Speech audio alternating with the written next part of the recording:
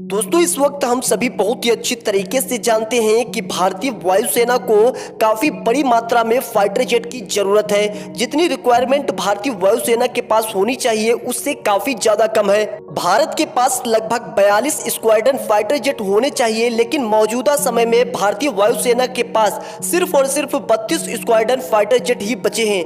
एक स्क्वाड्रन में लगभग 16 से 18 फाइटर जेट होते हैं। अब ऐसे में दोस्तों भारतीय सेना को लगभग 100 से लेकर 150 नए फाइटर जेट की जरूरत है और भारतीय सेना ने भी बिल्कुल हमारी सरकार से कह के रखा है कि जल्द से जल्द फाइटर जेट की डील कीजिए और भारतीय वायुसेना में फाइटर जेट की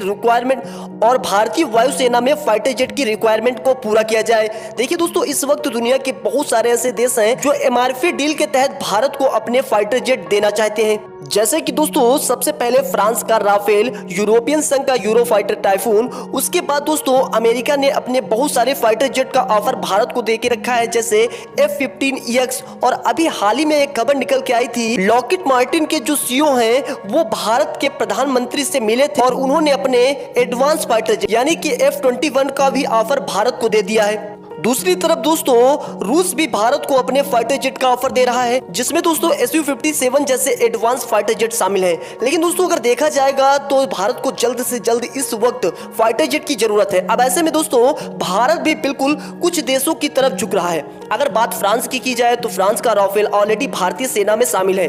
फ्रांस के राफेल की 2 स्क्वाड्रन इस वक्त भारतीय सेना में मौजूद है। लेकिन दोस्तों फ्रांस को इतने सारे एडवांस ऑर्डर मिल चुके हैं, जिसकी वजह से अगर भारत फ्रांस को ऑर्डर भी देता है 114 नए लड़ाकू विमान, तो कम से कम 5 से 6 साल का समय लग जाएगा फ्रांस को भारत को फाइटर जेट देते देते। तब तक हो सकता है हमारा एमसीए फाइटर जेट तैयार हो जाए। अब दोस्तों इसी की वजह से भारतीय सेना और भारतीय गवर्नमेंट भी काफी ज्यादा सीरियस हो गई और उन्होंने अपने एमसीए फाइटर जेट पर जोर दे दिया है। अभी सुबह वाली ही वीडियो में आप लोगों को बताया था कि एमसीए के इंजन के लिए $2 बिलियन भारतीय सेना ने डीआरडीओ को दे दिया है।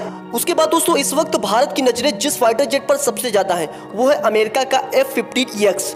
वाकई में दोस्तों नाम पर बिल्कुल भी मत जाइए।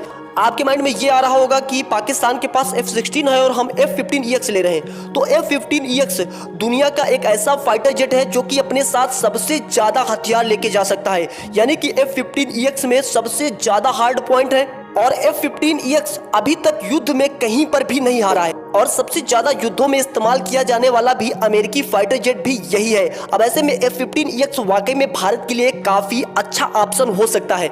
उसके बाद F-21 जो कि F-16 का ही एक अपग्रेडेड वर्जन है, एक एडवांस वर्जन आप इसे कह सकते हो, उस फाइटर जेट को भी एक अच्छी खासी वैल्यू दी गई है। लेकिन यूरोफाइटर टाइफून वाकई में इस लिस्ट में थोड़ा सा जरूर नीचे है और रसिया के फाइटर जेट भी इस लिस्ट में काफी ज्यादा नीचे हैं। लेकिन आपको क्या लगता है कि इन सभी फाइटर जेट में कौन सा फाइटर जेट भारत के लिए सबसे बेस्ट होगा?